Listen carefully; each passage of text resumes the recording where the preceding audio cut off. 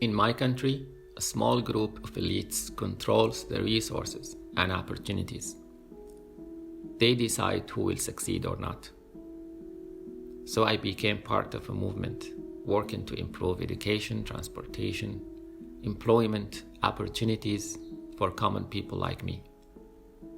I believe we could address the challenges we ourselves suffered. We were invited to a university to talk with the students. On our way back, we were arrested and they took everything we had. In the middle of the night, they let us go, one at a time. Far from home, with no money, I sat alone for hours in the street, waiting for public transportation. I know you should get up again and again after you fail, but I asked myself, why are you still doing this? It felt like a selfish moment.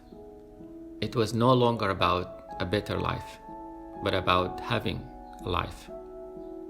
So I applied for refugee status.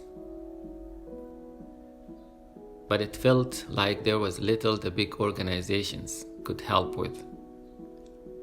I found a refugee-led organization and asked for a job.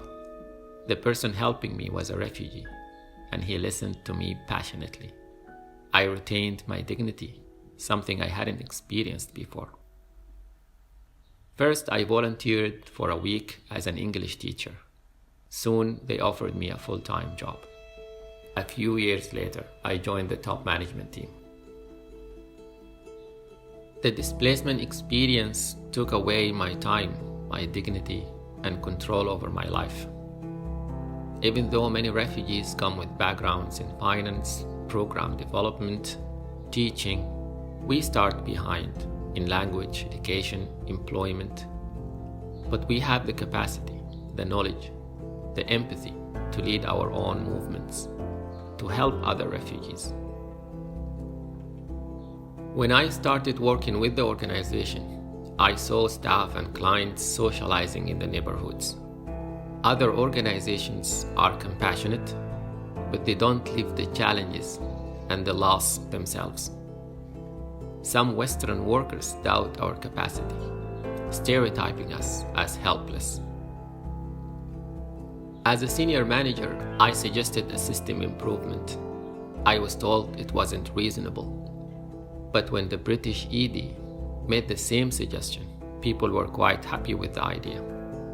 Sometimes it's not the idea, but who offers it. I think about that moment on the street when I gave up on my people, my country. But when we successfully finish a project, or when I see the suffering of one client, one family, and I can tell them that I've been there, I remember that moment. We can't give back time, but we can give dignity, self-efficacy. And I believe refugee-led organizations can best address the challenges we ourselves suffer.